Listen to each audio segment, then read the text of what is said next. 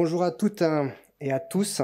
Bienvenue à cette conférence Regard francophone sur l'égalité professionnelle, organisée par la Direction générale de l'administration et de la fonction publique, à l'occasion de cette journée internationale du droit des femmes de ce 8 mars 2024. Avant de céder la parole dans quelques instants à la directrice de l'Institut national du service public, pour ses propos introductifs, je voudrais remercier l'ensemble des participants, ici présents, mais aussi ceux qui sont et qui nous suivent en ligne. Vous avez été près de 300 personnes à avoir manifesté votre intérêt pour cette conférence, représentant plus d'une cinquantaine de nationalités réparties sur l'ensemble du monde, et bravant pour certains le décalage horaire. Votre mobilisation démontre une fois de plus que la question de l'égalité professionnelle est une cause que nous partageons toutes et tous, et sur laquelle il nous faut encore avancer. C'est notamment cette approche globale et le partage d'expériences qui nous permet de transformer nos administrations publiques. Parmi vous, nombreux sont ceux avec qui nous échangeons au quotidien et avec qui nous développons des projets de coopération. C'est aussi l'occasion de se réunir, de réunir cette communauté, de nos partenaires aussi, et de se retrouver, et donc nous tenions à vous saluer. Je voudrais enfin, au nom de la Direction générale de l'administration et de la fonction publique, adresser nos sincères remerciements à Madame la directrice de l'Institut national du service public de nous accueillir dans ces locaux parisiens. Je vous cède à présent la parole pour l'ouverture de la conférence. Merci.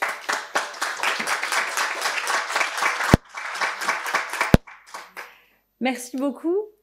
Alors, Madame la Ministre, Monsieur le Ministre en distanciel, Mesdames et Messieurs les représentantes et représentants de la DGAFP, Mesdames et Messieurs les participants, je suis très heureuse d'accueillir aujourd'hui à l'Institut national du service public cette conférence sur les regards francophones sur l'égalité professionnelle.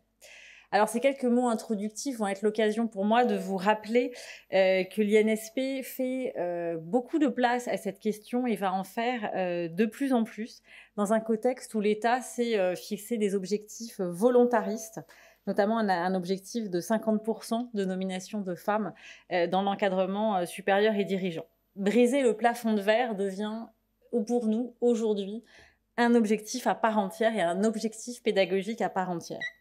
Alors, l'INSP est très mobilisé sur ce sujet dans le cadre de ses formations. Il existe de nombreux programmes dédiés d'accès aux femmes à des plus hautes responsabilités qui développent leur, alors on dit encapacitation en français, c'est pas très joli, ça me permettra de vous épargner mon accent anglais, qui les aide à briser le plafond de verre, à lutter contre les pensées auto-limitantes. L'objectif, c'est vraiment de favoriser la réflexion collective, de favoriser les échanges, de déconstruire, de lutter contre les stéréotypes et l'autocensure. L'INSP propose dans ce cadre un travail sur les compétences personnelles mobilisables, sur les outils d'affirmation de soi, de communication, de mentorat, de dynamique de groupe. Je cite quelques exemples de formation. Avant tout, d'abord, le programme Talentueuse, qui accompagne des femmes à haut potentiel de l'administration française, qui réunit des promotions de 50 participantes issues de tous les versants de la fonction publique, l'État, les collectivités territoriales, la fonction publique hospitalière, et qui peuvent prétendre dans un avenir proche à un premier emploi fonctionnel ou de direction. Avec des modules de coaching collectif et individuel, des ateliers de co-développement en sous-groupe, des sessions individuelles de mentorat, nous aidons vraiment ces femmes à sortir de leur coquille et à prétendre à ces postes pour lesquels elles ont toutes les compétences réunies. Nous avons aussi organisé avec l'École nationale de la magistrature, nous organisons régulièrement une formation égalité professionnelle et stratégie RH. La conférence d'aujourd'hui propose des regards croisés à l'international. J'aimerais rappeler que la direction internationale de l'INSP, et l'INSP dans son 5e axe de relations internationales, propose des formations sur ce thème qui ont un franc succès. Je vous rappellerai qu'en 2023, nous avons accueilli une professeure de l'Institut des hautes études nationales de l'Équateur dans le cadre d'un court séjour de recherche à l'INSP sur l'égalité professionnelle, que nous organisons chaque année 2 à 3 modules d'une semaine sur le leadership féminin chaque année à Brasilia, et j'en parlais ce matin avec la secrétaire d'État qui nous fait l'honneur de sa présence. C'est une quarantaine de hauts fonctionnaires issus de tous les ministères et de toutes les régions qui y participent. Et en 2024, nous prévoyons avec l'ENAP du Brésil un séminaire continental à Brasilia pour réunir tous les représentants d'Amérique latine parmi nos anciens élèves pour échanger sur le thème du leadership féminin, de l'égalité professionnelle et de la fonction publique inclusive. Nous avons aussi un programme international court, Femmes dirigeantes, leadership et égalité professionnelle, qui aura lieu fin 2024. Nous interviendrons au Kosovo avec une formation sur la diplomatie féministe qui aura lieu au mois de mars prochain. Et nous avons aussi des formations sur le thème du leadership féminin envisagées pour les pays de l'ASEAN et pour l'Ouzbékistan en 2024. Voilà donc quelques exemples de nos formations. Et cet après-midi, j'aurai le plaisir de participer à l'initiative de Servir, l'association des anciens élèves de l'ENA et de l'INSP, le prix 2024 pour la promotion des femmes au titre des anciens élèves internationaux de l'INA et de l'INSP. Et nous allons récompenser Madame Alissa Rosanova, qui est directrice du programme Maïdan Ukraine chez Expertise France et ancienne élève ukrainienne de la promotion Rosa Parks 2006. Dire quelques mots aussi sur le fait que cette question de l'égalité professionnelle, elle concerne aussi les agents de l'INSP. Nous avons de nombreux dispositifs en place. Bien sûr, nous avons une référente violences sexistes et sexuelles. Nous promouvons le fait que les agents puissent suivre la formation mentor de la DGFP vers l'égalité entre les hommes et les femmes. Et nous avons, en décembre 2023, proposé notre premier index d'égalité professionnelle où nous avons eu une bonne note un petit peu diminuée par le fait que j'ai une très forte majorité de femmes au comité de direction de l'INSP. Parce que l'égalité, ça marche effectivement dans les deux sens. Voilà, ces quelques mots sur l'INSP. Je suis vraiment ravie de vous accueillir. Vous le savez, une des ambitions de l'INSP, c'est d'être la maison commune des cadres supérieurs et dirigeants. Et donc, accueillir ce type d'événement, c'est vraiment dans nos gènes. Donc voilà, bienvenue et très bon après-midi à tous. Merci.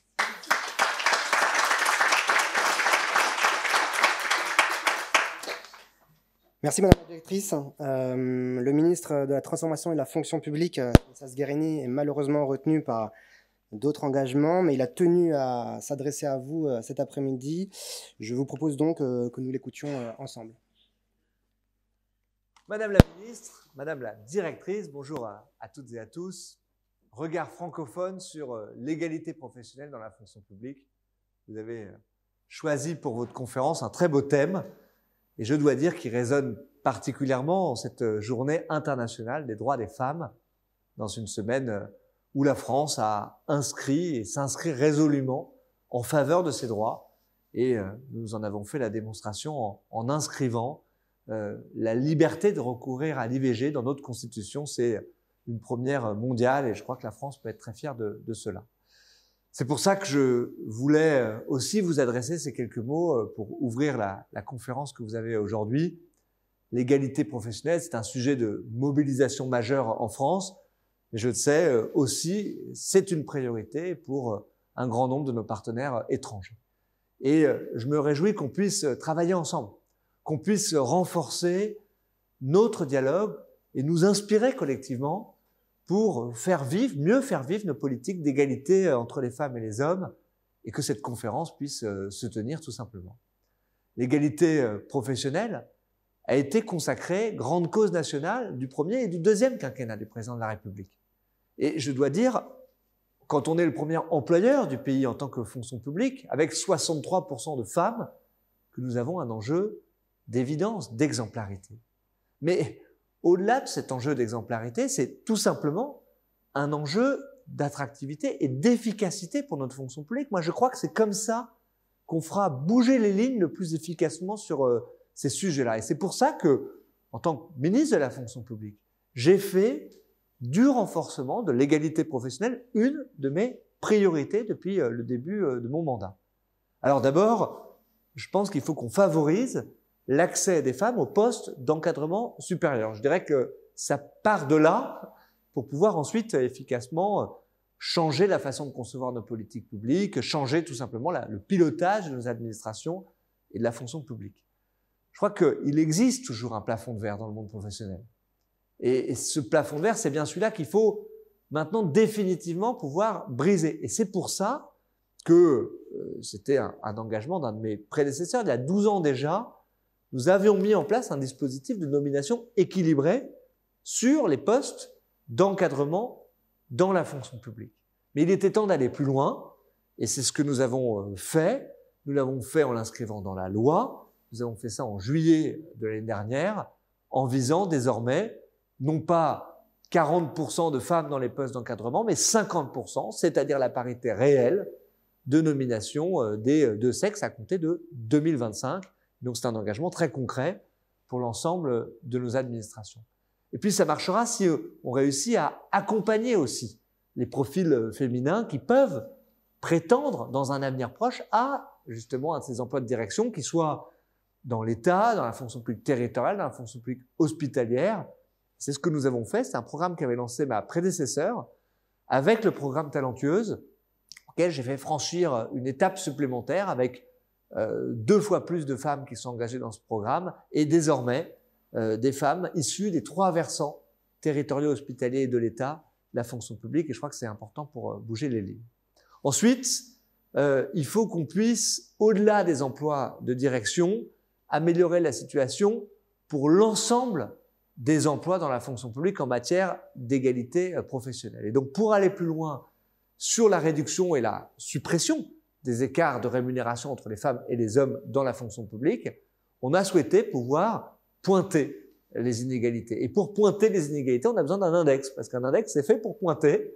Et donc, nous avons mis, à l'instar de ce qui avait été mis en place dans le secteur privé, un index dans le secteur public qui va faire en sorte que désormais chaque employeur public aura l'obligation de publier annuellement son résultat en termes d'égalité entre les femmes et les hommes à tout point de vue, c'est-à-dire sur l'ensemble des agents publics, qu'ils soient contractuels, qu'ils soient titulaires, sur les enjeux d'écart salariaux, sur les enjeux de nomination, sur les enjeux d'accès aux postes d'encadrement aussi, en considérant les postes à plus forte rémunération, mais aussi en considérant les postes à plus forte responsabilité, parfois ce ne sont pas les mêmes, dans la fonction publique. Et tout ça, c'est notre index à nous, qui est vraiment adapté à la fonction publique et qui permettra de noter concrètement chacune des administrations avec une note sur 100 pour être très concret, exactement comme c'est fait pour le privé, et surtout de mettre en place des actions dans le détail sur la base de ces résultats pour pouvoir supprimer ces écarts de rémunération, évidemment avec un dispositif de sanction pour les administrations dès l'enjeu de publication. Les administrations qui ne publient pas seront sanctionnées, mais les administrations qui ne mettent pas en place d'actions correctives, qui n'améliorent pas concrètement leurs résultats, seront aussi sanctionnées. On utilisera ces fonds pour améliorer les enjeux d'égalité salariale. Et donc, on a aujourd'hui les premiers résultats sur la base de la loi qui a été votée l'année dernière, sont plutôt positifs pour l'ensemble des ministères, parce qu'ils sont tous au-dessus des 75 points minimum sur 100. Mais ce qui est très intéressant, et c'est ça qui sera l'objet de toute notre mobilisation dans les prochaines semaines et les prochains mois, c'est d'aller dans le détail, de voir, j'ai envie de dire ligne à ligne et administration par administration, quels sont les points d'amélioration concrets pour pouvoir faire de cet index un vrai vecteur d'action et d'amélioration dans le concret.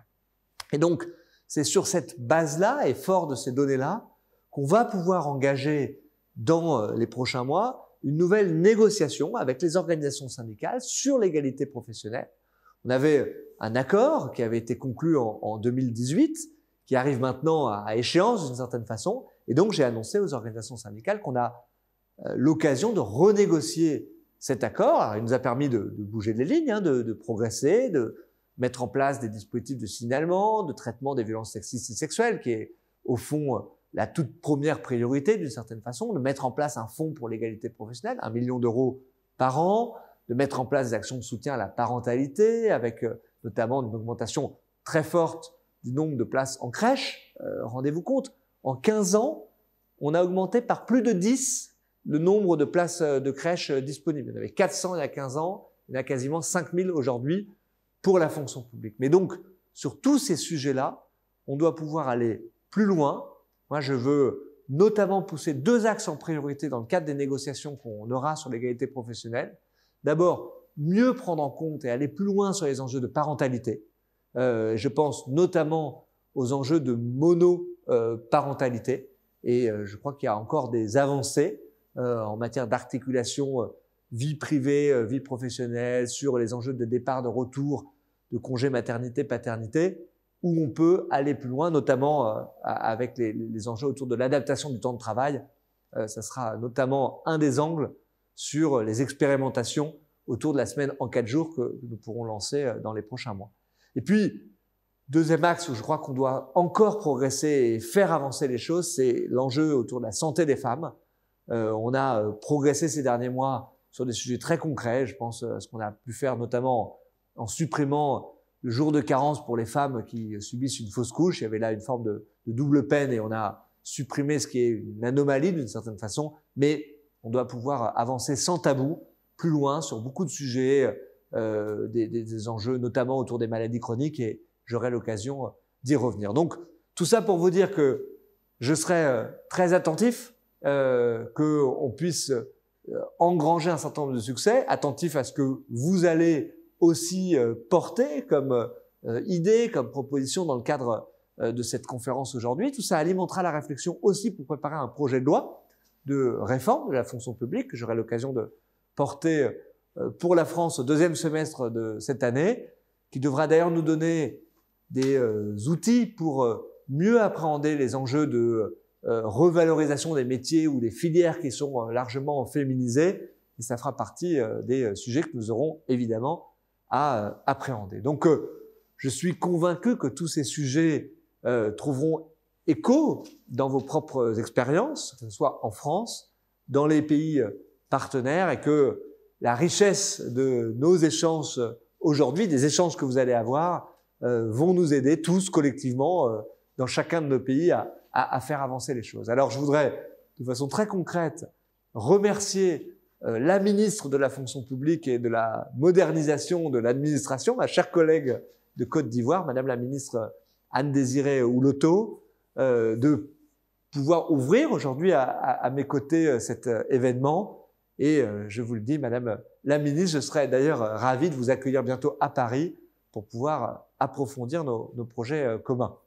Je dis ça sans oublier l'ensemble de nos partenaires et les participants à cette conférence, de la République démocratique du Congo, représentée aujourd'hui par une auditrice du cycle international des IRA, auquel je suis très attaché, de la Tunisie, avec qui nous avons eu un ambitieux jumelage européen durant près de 4 ans, du Sénégal, de la Belgique, qui auront l'occasion de présenter un parcours d'accompagnement très concret pour 10 femmes sénégalaises, du Brésil, avec qui nous allons bientôt signer une déclaration d'intention, des réseaux de femmes qui sont aujourd'hui représentés par Femmes de Bercy, de la Direction internationale de l'encadrement supérieur de l'État, de la Commission européenne. Bref, vous êtes nombreux à vous engager, à faire vivre et à donner corps à la francophonie, à pouvoir partager vos regards sur cette cause qui est aussi essentielle et structurante que l'égalité entre les femmes et les hommes.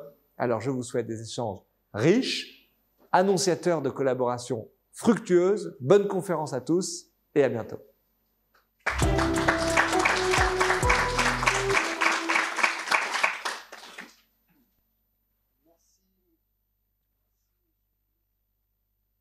Comme vous l'avez évoqué il y a quelques instants, nous avons le plaisir d'avoir en direct depuis la capitale ivoirienne la ministre d'État, ministre de la fonction publique et de la modernisation de l'administration de Côte d'Ivoire, Anne-Désirée Ouloto. Madame la ministre, je vous cède la parole.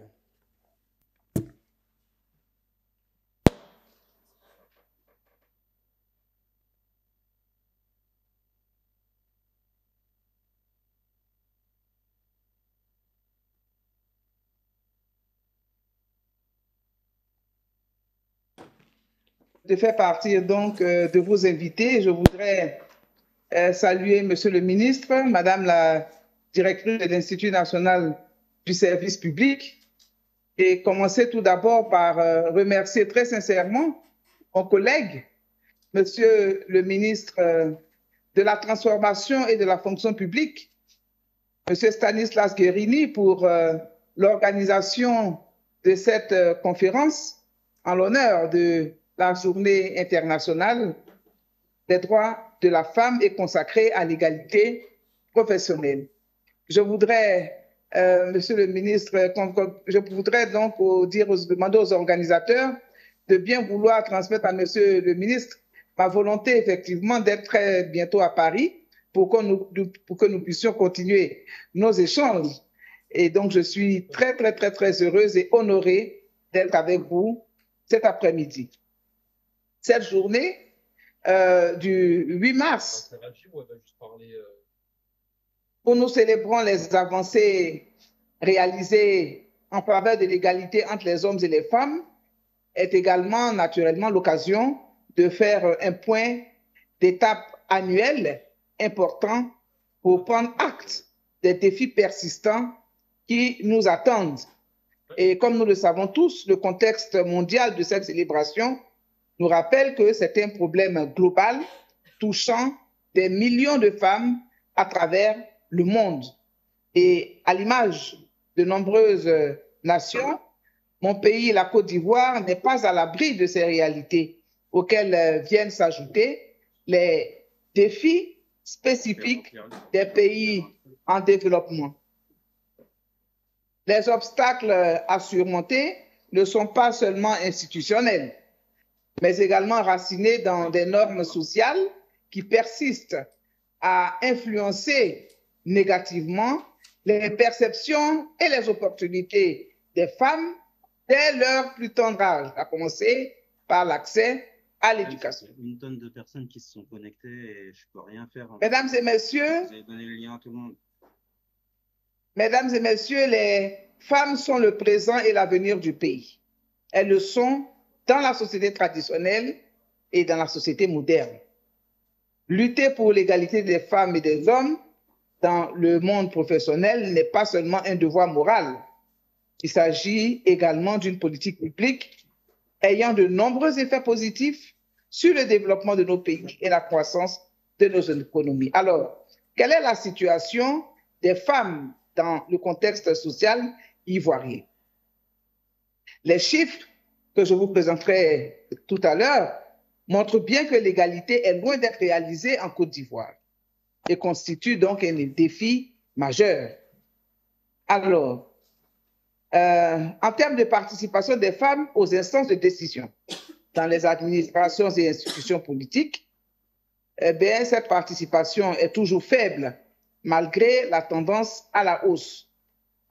19% de femmes représentées au gouvernement, 21% de femmes donc au Sénat, 24 femmes sur 200, sur 201 maires, seulement 11,94% donc de femmes maires en Côte d'Ivoire.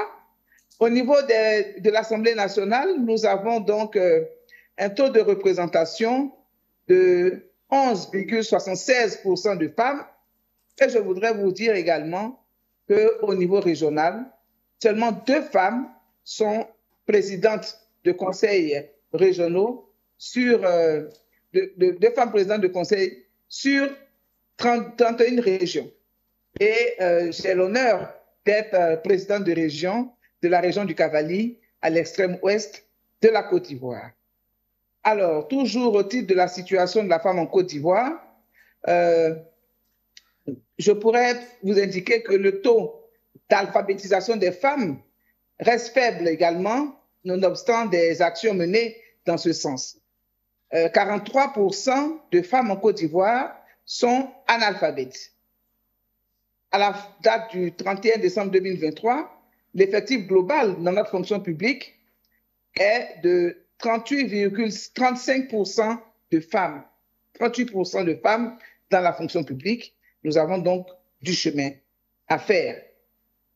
Mesdames et messieurs, l'absentéisme et l'abandon scolaire précoce des jeunes filles contribuent malheureusement à un taux d'analphabétisme beaucoup plus prononcé chez les femmes, avec près de 2/3 de femmes analphabètes contre seulement 30% chez les hommes, constituant ainsi autant de barrières qui freinent l'épanouissement professionnel des femmes avant même leur entrée dans le monde du travail. Alors, face à ces enjeux, et fort du soutien affirmé du président de la République de Côte d'Ivoire, le ministère de la fonction publique a initié plusieurs actions visant à montrer l'exemple au sein de la fonction publique en attaquant la racine des causes de ces inégalités et améliorer donc la condition féminine. Alors, mesdames et messieurs, je voudrais à présent vous présenter quelques mesures que nous avons dû prendre pour améliorer la situation des femmes dans la fonction publique ivoirienne. Vous savez que la Côte d'Ivoire, le gouvernement Côte d'Ivoire s'est résolument engagé dans la promotion du potentiel féminin dans le processus de transformation du service public. Alors, si l'égalité parfaite n'est pas encore atteinte, on notera tout de même que la proportion des femmes est en constante évolution, comme l'indiquent ces quelques statistiques. La proportion des femmes a connu donc une légère croissance et nous sommes passés d'un taux de 30% en 2010 à 38% en 2022. Celle des hommes est passée de 69% en 2010 à 63% en 2022. L'indice de parité est en constante croissance. Il est passé de 40% en 2010 pour atteindre progressivement 62% en 2023. Sur le plan normatif, le gouvernement ivoirien s'est engagé à améliorer la situation professionnelle de la femme dans l'administration publique. Aussi, au plan international et régional, la Côte d'Ivoire a adhéré à la déclaration de Beijing, ensuite à la ratification de la Convention sur l'élimination de toute forme de discrimination à l'égard des femmes. Et nous avons également ratifié la Charte africaine des droits de l'homme et des peuples, ainsi que son protocole relatif aux droits des femmes, communément appelé le protocole de Maputo depuis 2003.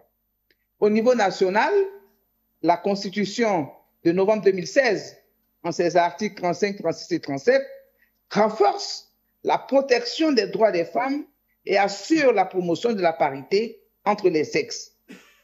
Nous avons également donné la possibilité aux jeunes filles d'avoir accès à l'école militaire préparatoire et technique, ce qui était impossible avant 2013, ainsi qu'à la gendarmerie nationale. Une loi a été votée en 2015 et a institué également la scolarisation obligatoire pour tous les enfants de 6 à 16 ans, sans discrimination de sexe. Cette loi est entrée en vigueur à la rentrée des classes 2015-2016 et est assortie d'un plan accéléré de lutte contre les grossesses en milieu scolaire. Au plan opérationnel, plusieurs actions sont également menées pour favoriser l'autonomisation, le leadership et le développement du potentiel des femmes. Je voudrais vous en rappeler quelques-unes, notamment la formation de 1000 femmes au leadership féminin et à la gouvernance politique prévue de 2023 à 2024. Et aujourd'hui, nous avons déjà 500 femmes qui ont participé à cette formation. L'égalité des chances dans le recrutement des futurs fonctionnaires dans l'administration est un principe impératif tel que stipulé par notre Constitution. Nous mettons également un accent particulier dans nos initiatives sur la promotion des candidatures féminines aux postes de responsabilité dans les institutions et les instances de l'administration publique. En ce qui concerne les institutions, la loi du 14 octobre 2019 impose désormais aux partis politiques un quota de 30% de femmes sur la liste des candidats aux élections législatives et locales.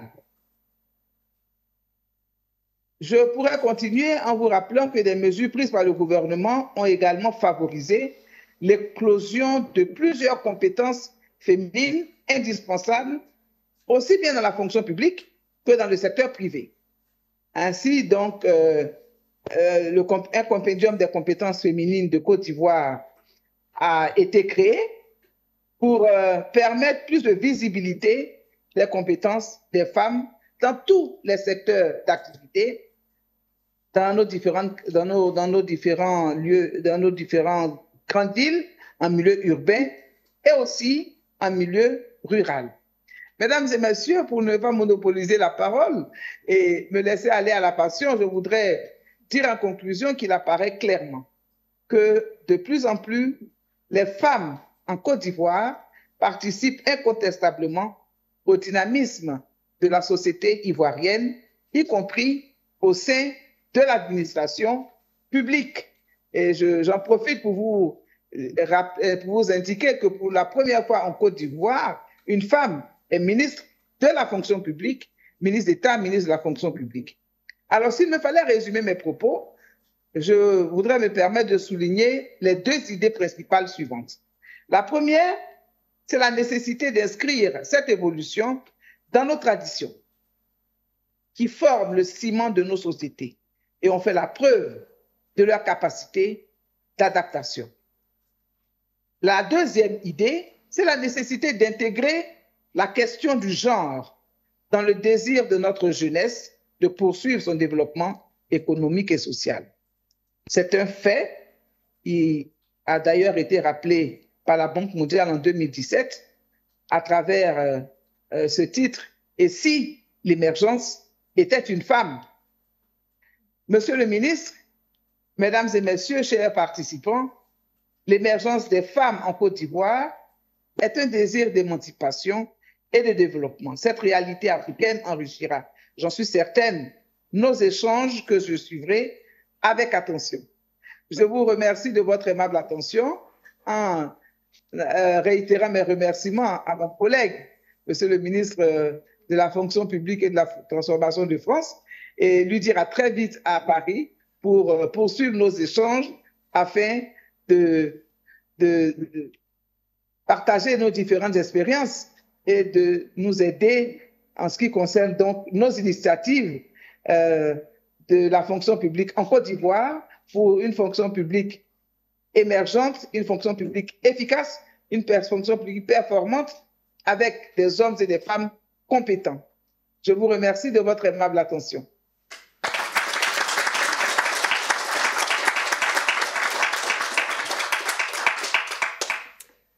Merci Madame la Ministre d'avoir partagé avec nous le contexte ivoirien, les avancées significatives et souligner la place de plus en plus importante de la femme ivoirienne dans votre société. À présent, je vous propose de débuter la première séquence de cette conférence. Je voudrais donc inviter à me rejoindre ici Mathilde Icard et Célina Pereira.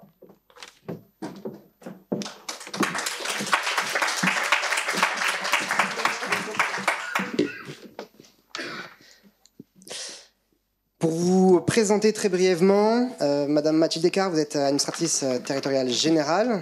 Vous avez exercé plusieurs fonctions dans différentes organisations publiques. Pour en citer quelques-unes d'entre elles, vous avez été DRH à la région Poitou-Charentes et directrice des finances et du contrôle de la gestion au Centre national de la fonction publique territoriale.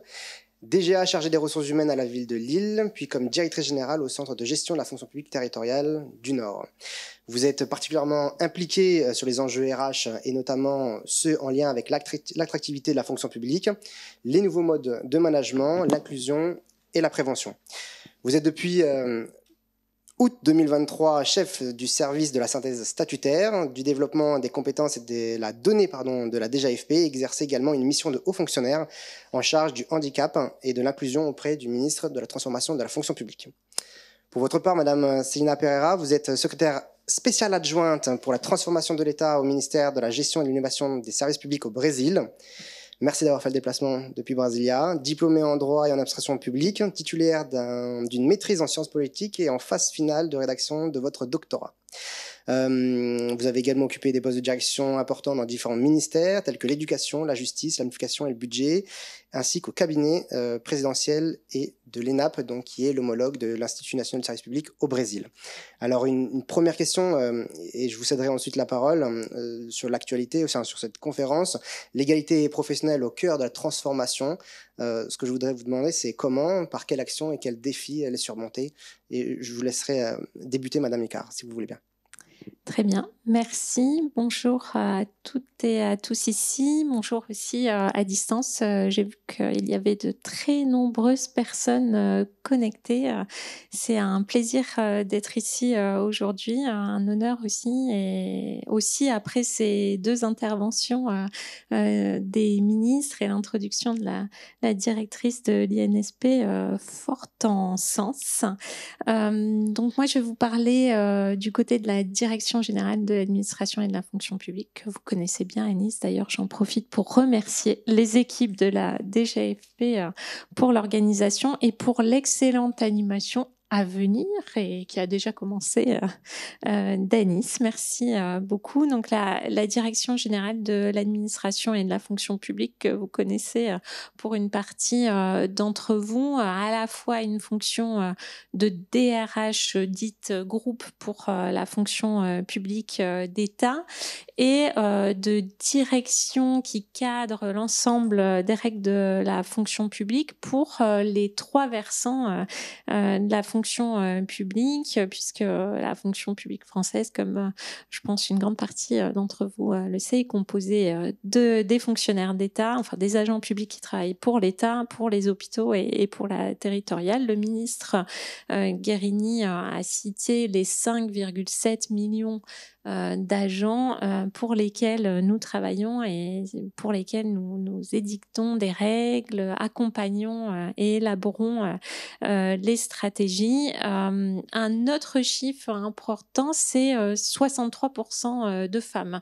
également dans la fonction publique, un chiffre important. Et sur l'âge, 44 ans en moyenne, avec des défis, je commence par la fin d'ailleurs, des défis en matière de santé aussi et d'accompagnement, bien sûr, mais on y reviendra. Alors, qu'est-ce qu'on fait concrètement? C'était ça. Et quels sont les défis? Je vais revenir juste à 2018, qui est une année importante en matière d'égalité, qui traduit cette grande cause portée par l'État et l'ensemble des employeurs publics, puisque 2018, c'est la date de l'accord sur l'égalité professionnelle qui a été construit avec l'ensemble des employeurs et dans le cadre du dialogue social et qui donc s'applique à l'ensemble des employeurs publics. Donc un acte fort qui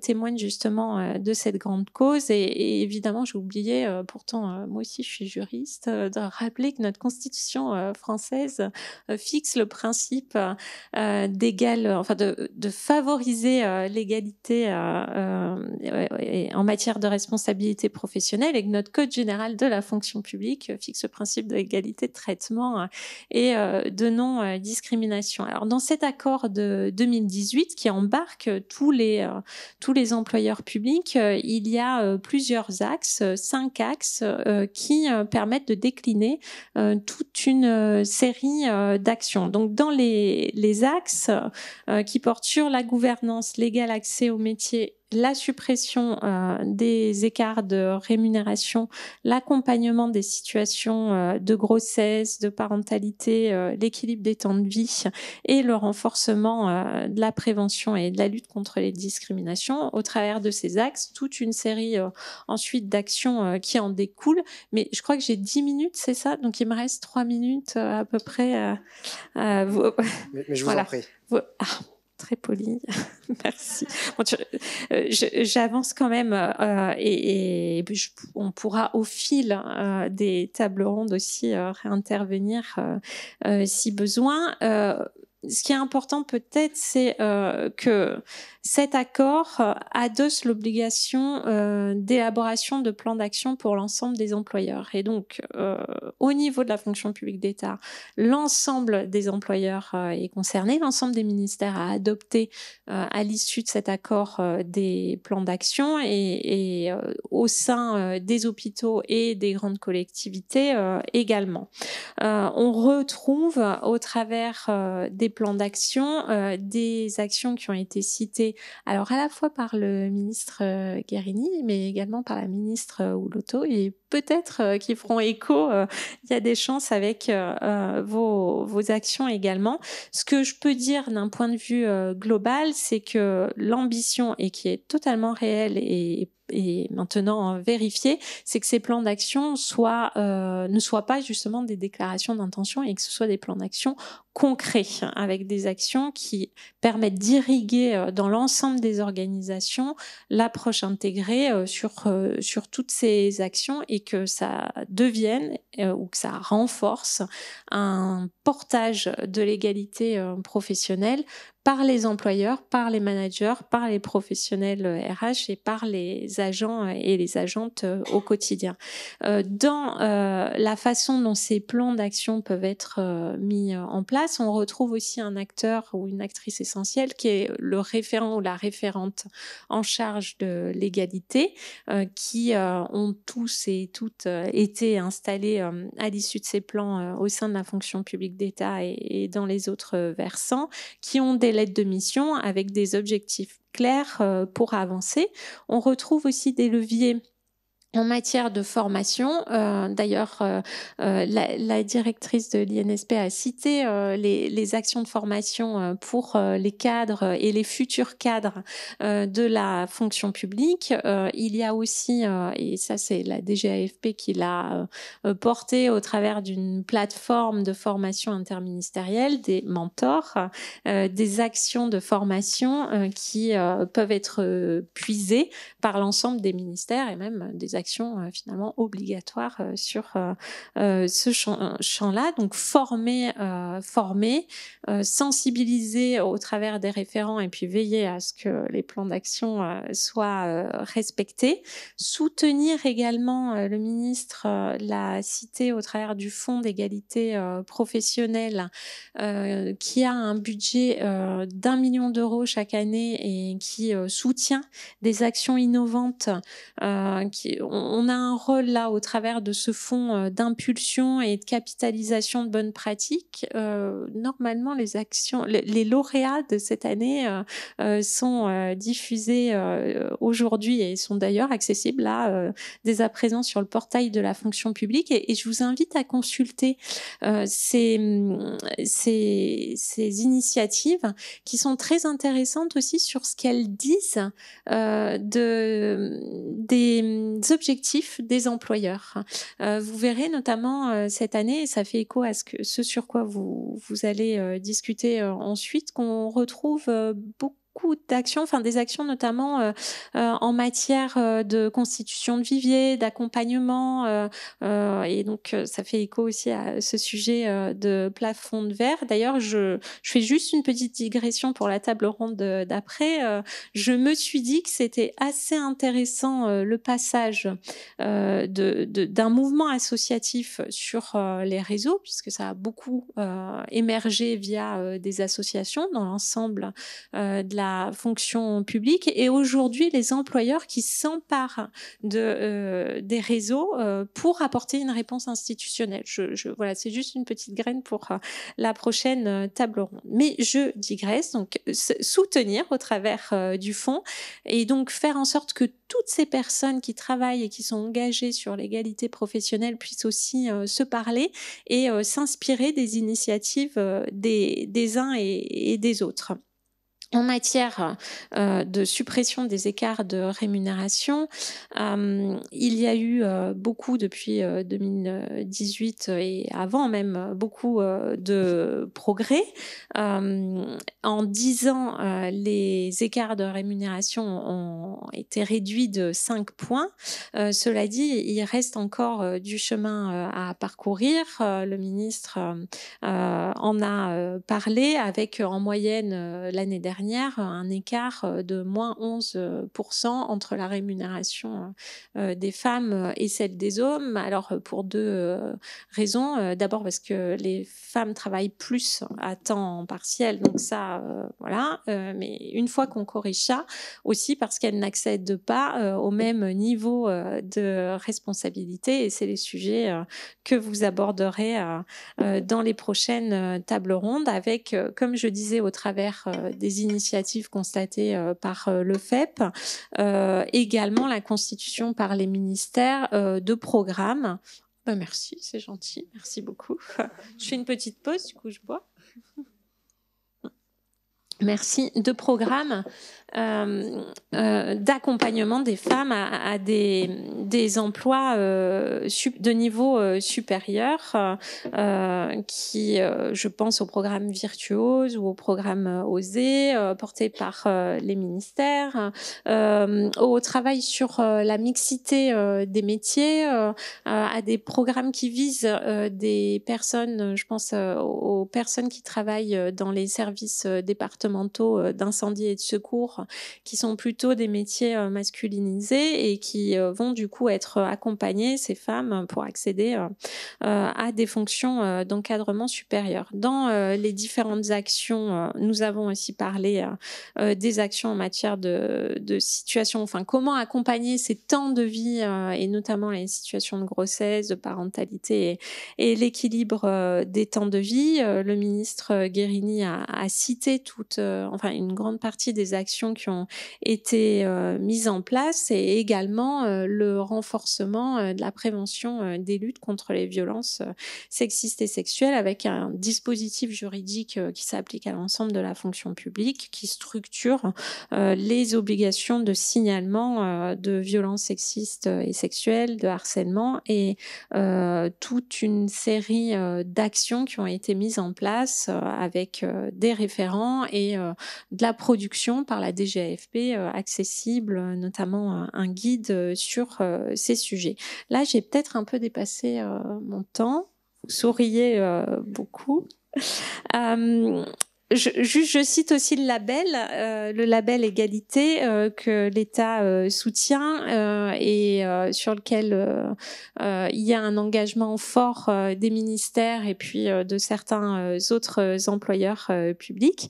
Et dans les défis à surmonter ont été cités par le ministre de la Transformation et de la Fonction publique. Je ne peux pas parler aussi bien que lui. Ce que je peux juste dire en complément, c'est que le programme porté par le ministre Fonction publique plus a permis, qui permet en fait d'avancer sur les questions de qualité de vie, de conditions de travail, a permis de lancer aussi une consultation à l'attention ouverte au public et dans cette consultation qui a été élaborée et lancée pendant l'été 2023, la question de l'égalité a été posée et la question de la priorisation en fait des sujets à venir. Donc je m'appuie plutôt sur ceux qui ont répondu à cette consultation pour vous donner quelques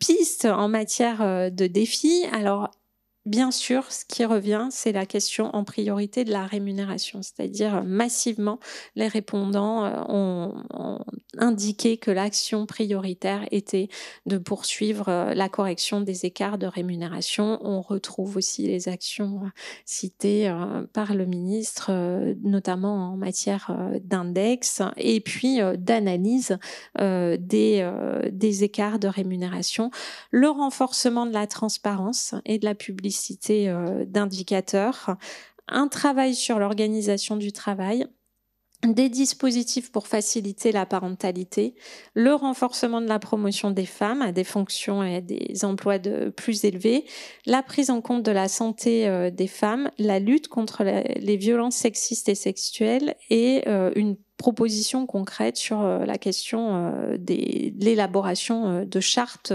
de temps partagées. Donc ces éléments nous donnent des indices en effet sur les défis à relever au travers de la réalité vécue par chacun des répondants et donc ça fait écho à la question de la prise en compte de la santé des femmes qui sera encore plus explorée comme l'a indiqué le ministre, aux enjeux de parentalité, à la poursuite des travaux sur la question de la mixité des métiers et à mon sens aussi, la poursuite et le renforcement des critères d'évaluation et de suivi des politiques d'égalité professionnelle. Vous en parlerez aussi peut-être dans le cadre des ateliers.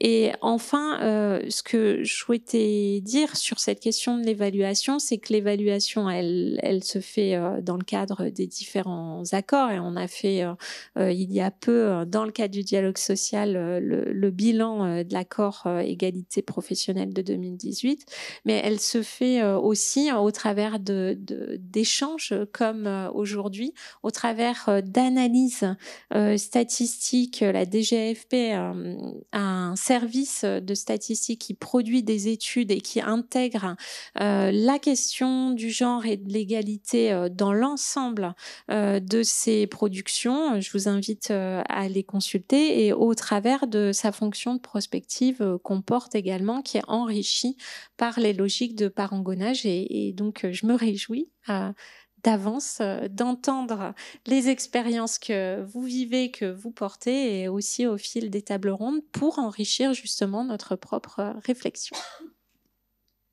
Merci beaucoup, Madame Icard. Alors, on a envie de vous interroger et de développer, mais si vous me permettez, je vais donner la parole à Madame Ferreira. Le ministre Guerini a annoncé prochainement la signature d'une déclaration d'intention avec le Brésil. Donc, j'ai envie de vous interroger presque facilement et de vous poser la même question pour en apprendre plus sur le contexte brésilien, les avancées, les défis. Merci beaucoup. Super. Merci beaucoup, monsieur. C'est quel défi de parler après Madame Mathilde, mais je promets que je vais l'essayer. Hein. Bon, bonjour à toutes et à tous. Je suis extrêmement ravie d'être ici aujourd'hui, et je tiens à exprimer ma gratitude, surtout à Faustine pour son aimable invitation. C'est un honneur pour moi de participer à cette première initiative dans le cadre de notre partenariat entre le Brésil et la France dans le domaine de la gestion publique en cours de construction, comme vous avez dit, qui doit être formalisé à la fin du mois lors de la visite du président Macron au Brésil. Dans ce contexte, il faut remercier aussi Faustine, Alexandre, Sandra et Mayara pour ce travail collaboratif que nous avons bien développé ensemble. Eux, vous avez vu, je m'excuse d'avance si mon français est tout à fait rouillé. C'est pour ça que je me laisse être conduite par mes notes pour m'assurer que je communique efficacement avec vous aujourd'hui. Et merci encore pour cette opportunité. Je suis impatiente de partager nos idées et de renforcer nos liens. Alors, donc je commence.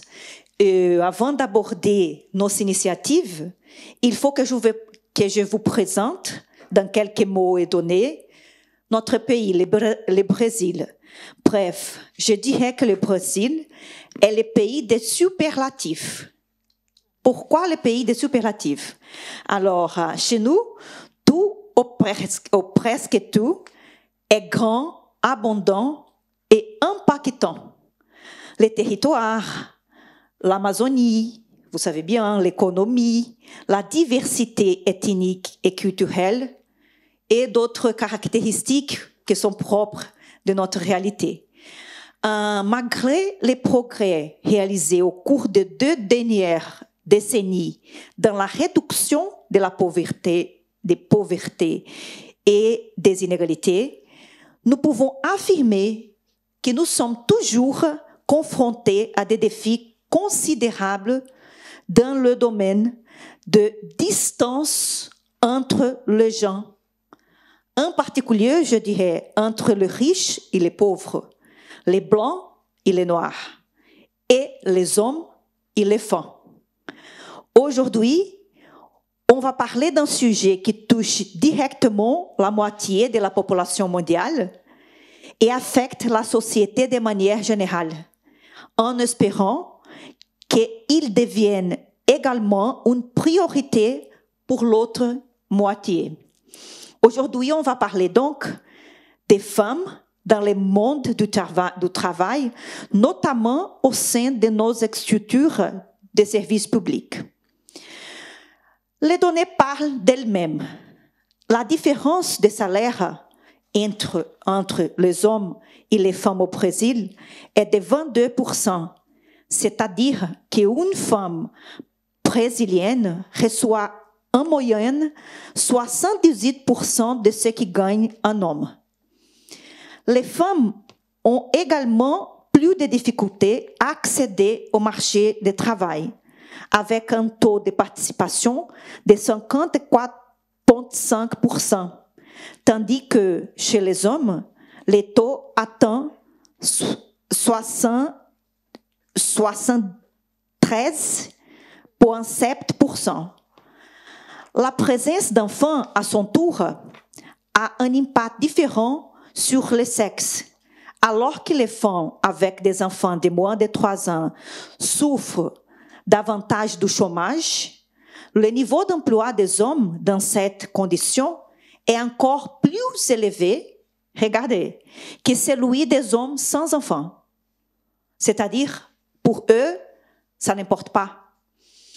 Mais quel est l'impact de diversité au pluriel au Brésil sur cette analyse? Eh bien, chez nous, il est difficile de s'attaquer aux inégalités de genre sans prendre en compte d'autres aspects qui recoupent ces phénomènes. Il faut alors regarder la réalité de manière intersectionnelle. C'est le mot-clé pour nous, intersectionnalité. L'intersectionnalité entre genre et couleur de la peau, qu'on appelle race, sans quelques connotations péjoratives en portugais, est au cœur de la configuration des inégalités au Brésil. Lorsque l'on compare les hommes blancs, les femmes blanches, les hommes noirs et les femmes noires, ces dernières, c'est-à-dire les femmes noires, ont les revenus les plus faibles, souffrant les plus du chômage et participent les plus aux emplois informels, sans accès aux mécanismes de protection sociale comme les droits à la retraite. Un exemple est le fait que les femmes noires gagnent moyen de la moitié de ce que gagnent les hommes blancs au Brésil. Moins de la moitié. Dans l'administration publique, les femmes sont majoritaires parmi les fonctionnaires des 3 sphères de la fédération, c'est-à-dire de l'Union, des États et des municipalités. Mais cela ne veut pas dire grand-chose.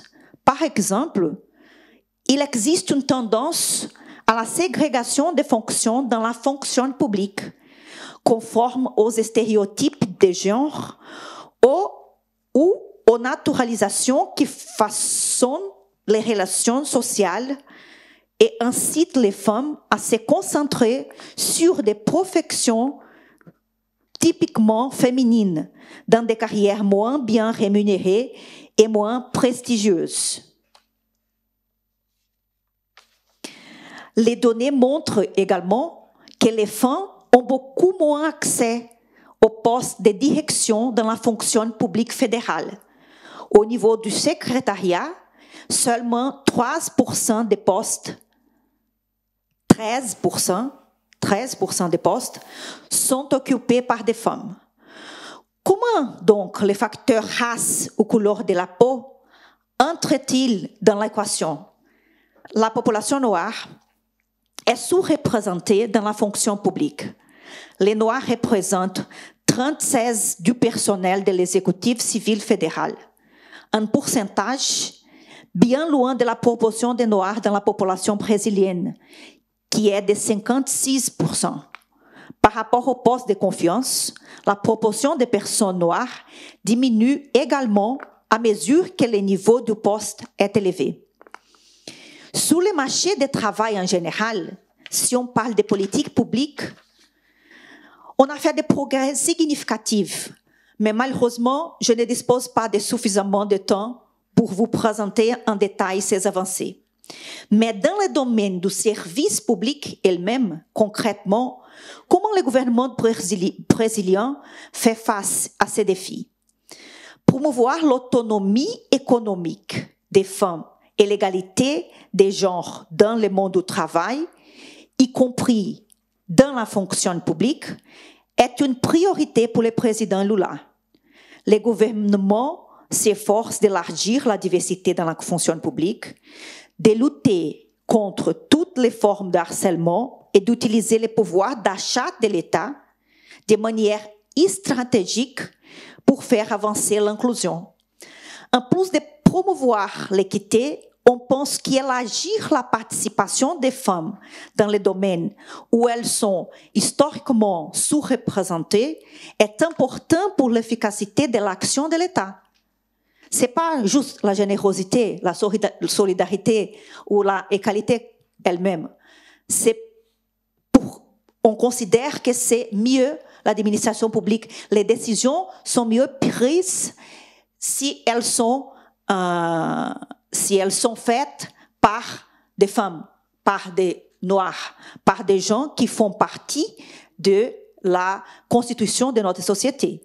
Une bureaucratie représentative de la société, c'est-à-dire un groupe de fonctionnaires présentant des caractéristiques sociodémographiques telles que le genre et les races, dans des proportions similaires à celles de la population, a le potentiel d'améliorer la qualité des politiques publiques et la confiance des citoyens dans les institutions. Des études démontrent, par exemple, une corrélation positive entre le pourcentage de femmes policières et l'augmentation des plaintes et des arrestations pour violences sexuelles.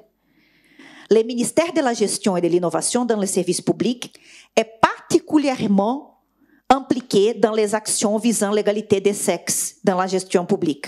Récemment, on a développé quelques initiatives. Les budgets avec une perspective de genre, c'est-à-dire plus de transparence qui permet aux citoyens d'accéder à des informations détaillées sur l'allocation et l'exécution des ressources fédérales pour des politiques d'égalité de genre. Il y a quelques remarques dans l'action du budget qui a quelques éléments des politiques de genre pour montrer dans notre budget général comment on considère la question des femmes de manière générale. 2. La lutte contre les harcèlements dans l'administration publique. On a créé un groupe de travail pour élaborer des lignes directrices en matière de santé physique et mentale, de prévention du harcèlement et de la discrimination et de la promotion des relations respectueuses dans le service public. Et on a publié le guide LILAC des lignes directrices pour prévenir et traiter le harcèlement moral et sexuel au gouvernement fédéral en général. L'occupation des postes de leadership.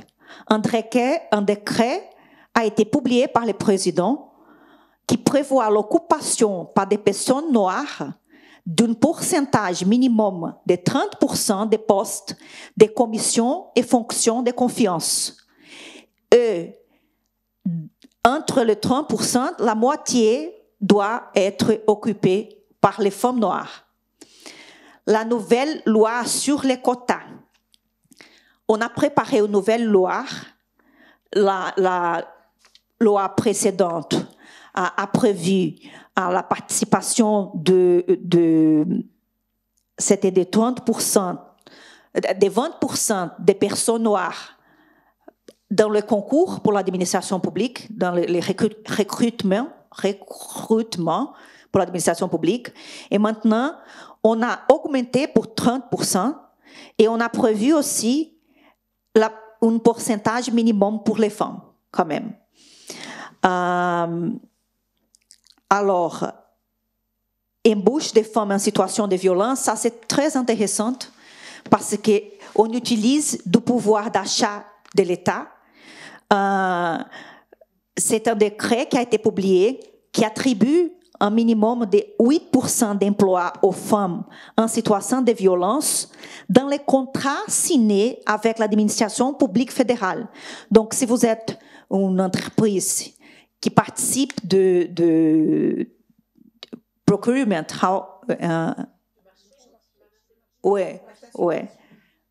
il faut avoir au moins 8% de cadres personnels de femmes qui sont victimes de violences domestiques. Donc, pour avoir l'obligation de considérer ces femmes dans le contrat avec l'administration publique, de contracter ces femmes. Alors, nos défis, donc, dans ces domaines sont véritablement superlatifs, tout comme notre pays. Mais nous sommes sûrs de notre capacité d'y faire face. Nous avons des leaderships, des institutions et des personnes imprégnées de cet objectif. Nous comptons également sur un échange précieux d'expériences avec des acteurs qui reconnaissent également la centralité du sujet. Je mentionne notamment nos partenaires ici présents du ministère de la Transformation et de l'État et de la fonction publique et de l'Institut national du service public, avec lesquels nous sommes en train de formaliser un partenariat qui comprend l'égalité femmes-hommes et une série d'autres thématiques prioritaires en matière d'amélioration de la gestion publique. Enfin, le président Lula et notre ministre Esther Dweck sont convaincus. Nous voulons, avons besoin d'une fonction publique plus féminine. Merci à tous et à toutes.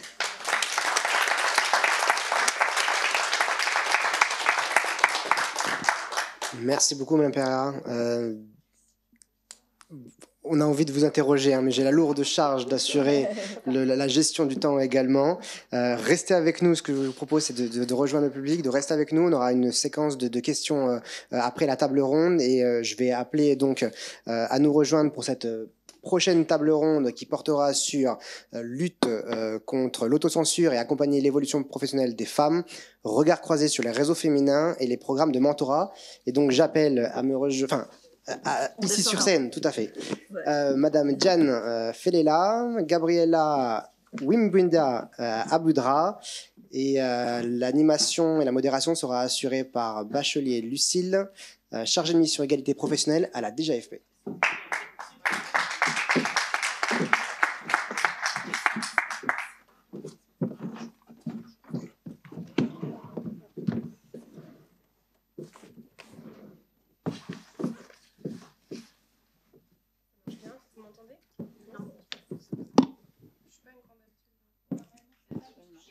Là, c'est bon ? Bonjour à toutes et à tous. Donc, comme l'a dit le ministre tout à l'heure, donc il y a 63% d'agentes publiques donc dans la fonction publique. Donc la fonction publique française est donc largement féminisée, mais comme on l'a dit, cette féminisation ne se retrouve pas forcément au poste à responsabilité. Donc la France et notamment la fonction publique a mis en place de nombreux réseaux féminins. On a notamment Administration Moderne qui chapeaute l'ensemble des réseaux féminins dans la fonction publique, mais aussi TOGAP qui réunit les femmes du secteur public et privé, ou encore Femmes de l'Intérieur, Femmes de Bercy, Culturelles au ministère de la Culture, la Cour au féminin, ainsi que des réseaux au sein des écoles du service public, notamment INSP 50-50. Cette même nécessité donc de se réunir, de s'organiser, de développer du mentorat, du coaching, d'accroître la confiance en elles des femmes est née également dans d'autres pays, notamment en République démocratique du Congo, et cette même dynamique s'observe également dans d'autres pays francophones. Aussi, on peut se poser la question, à quoi sert un réseau féminin dans la fonction publique ? Pourquoi se constitue-t-il, et je dirais même pourquoi doit-il se constituer et perdurer? Et comment peut-il être un levier pour accroître la participation des femmes aux postes à responsabilité? Pour répondre à ces questions, aujourd'hui, nous avons la chance donc d'avoir deux femmes. donc Diane Fatelet et Gabriela Mouimba Aboudra. Donc je vais commencer par vous présenter. Diane, vous êtes chef du bureau en charge des entreprises et des intermédiaires d'assurance à la Direction générale du Trésor depuis décembre 2023. Vous êtes diplômée de l'ESCP Europe et de l'ENA, promo donc 2016-2017. Et vous avez commencé donc votre carrière au sein du ministère de l'Agriculture et vous avez été notamment chargée de la gestion des droits de pêche dans le contexte du Brexit. Et en lien avec la conférence aujourd'hui, vous avez également participé à la création du réseau donc ENA 50-50, donc aujourd'hui INSP 50-50, et vous êtes membre du bureau Femmes de Bercy depuis novembre 2023.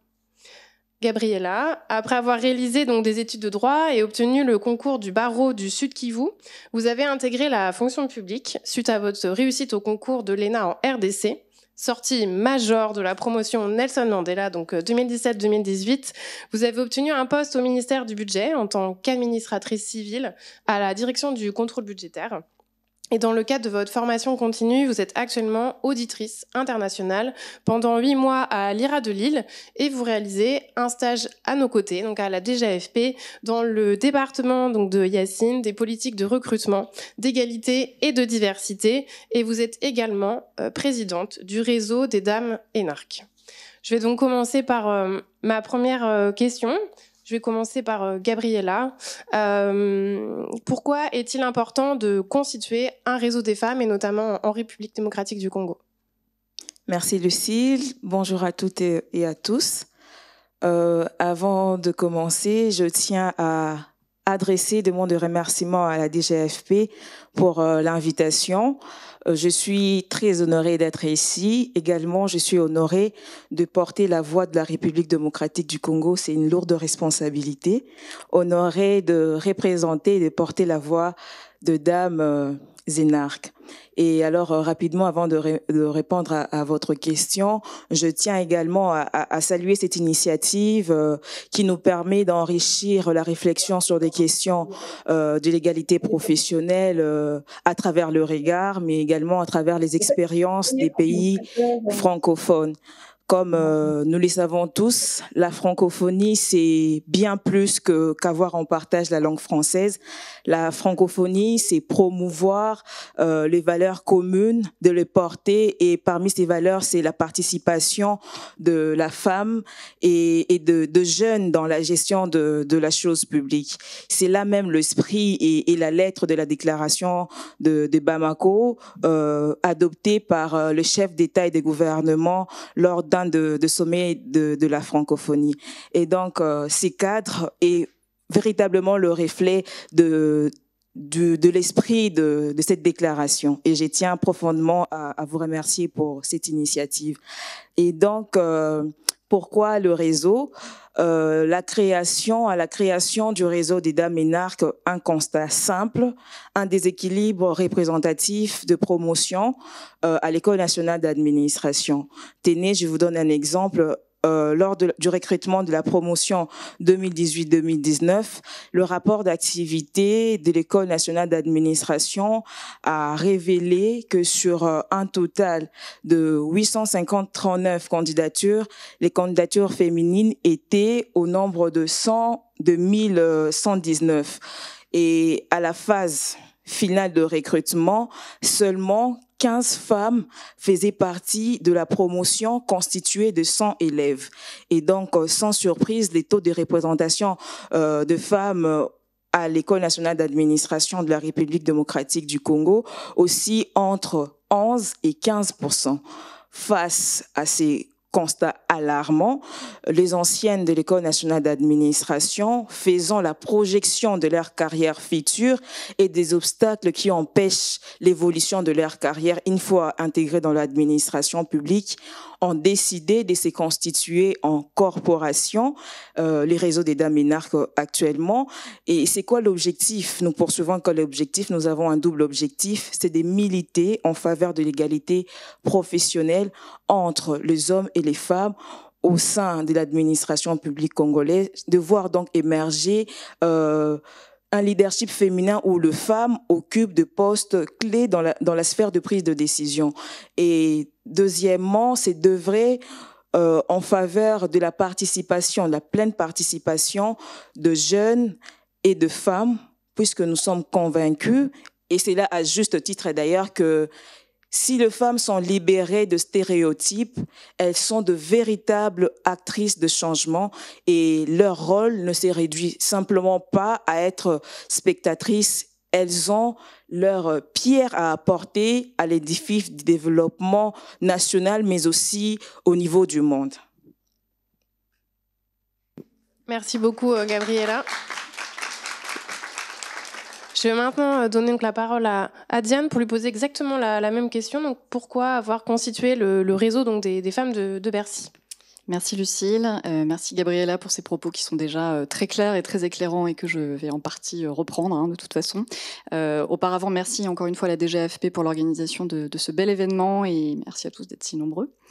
Peut-être faire petite explication, une petite genèse aussi de la création de Femmes de Bercy. Femmes de Bercy, c'est une initiative qui a été lancée en 2016, qui a été finalement consacrée en loi 1901, donc en association 2 années plus tard, et qui a pris un nouvel élan là en 2022 avec un renouvellement complet du bureau, avec une extension de périmètre, puisqu'auparavant le réseau était uniquement constitué de femmes A+.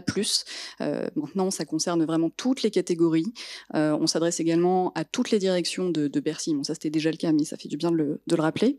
Et puis c'est également ouvert aux hommes. Donc on est vraiment dans une grande réflexion d'inclusivité maximale pour que justement ce sujet de femmes soit partagé avec toutes les femmes et pas seulement les femmes dirigeantes, même si évidemment, il est sans doute plus simple d'insuffler certaines choses par le haut, mais voilà, il y a en tout cas ce vrai besoin d'irriguer, on va dire, partout. Alors pourquoi un réseau ? Eh bien, Gabriela a déjà dit beaucoup de choses. Je pense que nous, dans le contexte français, l'association avait été créée donc juste après la loi Sauvadet pour, on va dire, accompagner ce qui était dans la norme. Je m'explique, c'est-à-dire qu'on a certes un objectif de 40%, donc ça c'était prévu. Ça, c'était un grand principe.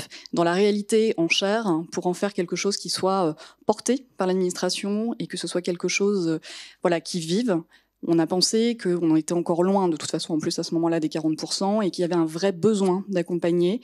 Et donc, je rejoins ce qui a été dit dans la précédente table ronde, à savoir que je pense que dans les dernières années, l'administration était un peu en retrait de ces sujets, même si effectivement le cadre juridique prévoyait des choses, et que les réseaux ont été cette espèce d'aiguillon qui venait remettre effectivement une attention sur ces préoccupations majeures d'égalité professionnelle entre les hommes et les femmes, et qui ne servent pas qu'aux femmes, et c'est important de le dire. La répartition des temps de vie, c'est pour tout le monde, et je suis profondément convaincue que être féministe, c'est aussi placer la liberté et sortir des carcans de genre, et ça profite aussi aux hommes, et donc je pense que c'est un combat tout à fait important. Merci. Donc cette volonté, elle venait d'un vrai besoin, on va dire, de représentativité et de mettre en forme quelque chose qui était certes dans la loi, mais qui nécessitait encore de s'incarner et d'arriver à ces exigences de 40% et au-delà de ça, d'une représentativité à Bercy, du nombre de femmes, parce qu'on est à plus de 60% de femmes, et donc il y avait évidemment moins de 40% de femmes à des postes d'encadrement. Voilà. Et puis, on pourra y revenir, mais je pense que l'association, et c'est quelque chose qu'on maintient, avait aussi à cœur de pouvoir montrer que Bercy, ce n'est peut-être pas que pour des hommes. Voilà. Et donc, c'est un travail qu'on poursuit. Et je pense que là aussi, ça participe à la création de viviers qui seront nécessaires pour la suite, pour éviter justement certaines frustrations qui peuvent naître avec l'instauration de quotas quand on souhaite nommer des femmes. Et c'est sûr que plus il y a de femmes dans les viviers, dans les réseaux pour des femmes dirigeantes, plus c'est accepté et plus on a le choix et mieux c'est pour tout le monde. Voilà. Merci Diane beaucoup pour ces propos. Alors je vais revenir donc vers Gabriela cette fois pour poursuivre donc la question suite à la constitution du réseau des femmes. Est-ce que vous pouvez nous détailler justement à quoi servent ces réseaux féminins, quelles formes peuvent-ils prendre et surtout quelles sont les actions concrètes que vous avez pu mettre en place au sein du réseau des Dames énarques? Les réseaux des Dames énarques est une association sans but lucratif qui est premièrement constituée des anciennes de l'École nationale d'administration, mais cette association n'est pas seulement constituée de femmes, puisque nos textes fondateurs, statuts complétés par le règlement d'ordre intérieur, donnent la possibilité à toute personne, homme ou femme, je tiens à les préciser, homme ou femme, qui sont engagés à réaliser les objectifs que le réseau s'est assigné, à revêtir la qualité de membre. Mais sauf que ce seront de membres sympathisants ou membres d'honneur avec, bien entendu, un exercice limité de droit. Cette ouverture, pour répondre le propos de Diane, c'est le fait que la question de l'égalité n'est pas une question propre aux femmes. C'est une question qui concerne et les femmes et les hommes, et nous sommes convaincus que les résultats meilleurs s'obtiennent lorsque les femmes et les hommes tous deux se mettent ensemble et regardent vers un avenir meilleur. Voilà pourquoi nous le disons, le RDE est ouvert aux hommes et aux femmes, mais avec certaines différences. Et à quoi servent ces réseaux? Le réseau des Dames Minarques est un laboratoire d'idées, des pensées, un think tank qui permet d'avoir une connaissance aiguillée, une connaissance fine sur des questions d'égalité professionnelle dans l'administration publique congolaise, sur la situation de femmes. Mais aussi, les RDE se distinguent d'autres mouvements associatifs qui œuvrent au sein de la fonction publique par sa force de proposition, mettre à contribution les résultats de nos réflexions sur la situation de l'égalité en République démocratique du Congo pour permettre que les politiques publiques, les textes législatifs et réglementaires prennent en compte la question de l'égalité professionnelle.